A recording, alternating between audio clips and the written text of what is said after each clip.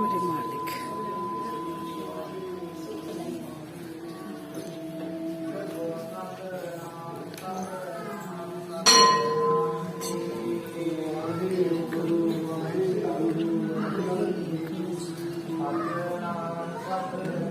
सतनाम जी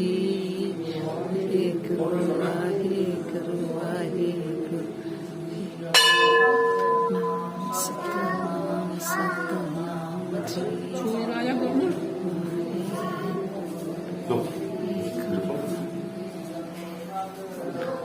सतनाम जी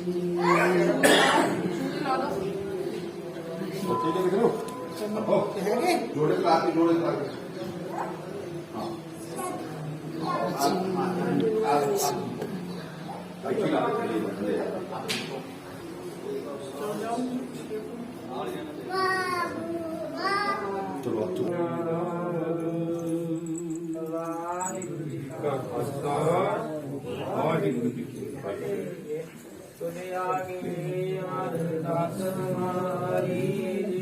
पिंड सब तेरा प्यारिया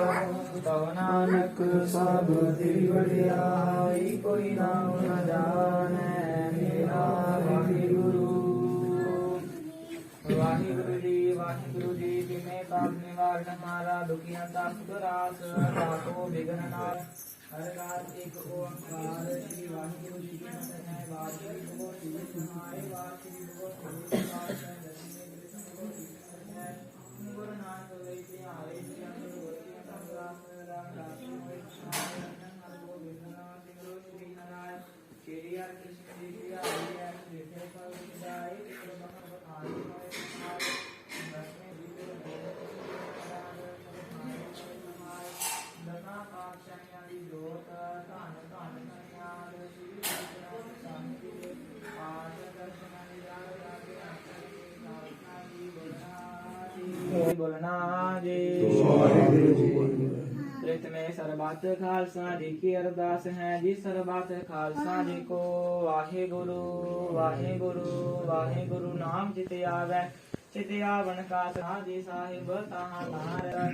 देग तेग फतेह बिरदगी पैद पंथ की जीत श्री साहिब जी सहाय खालसा जी के बोल बाले बोलना जी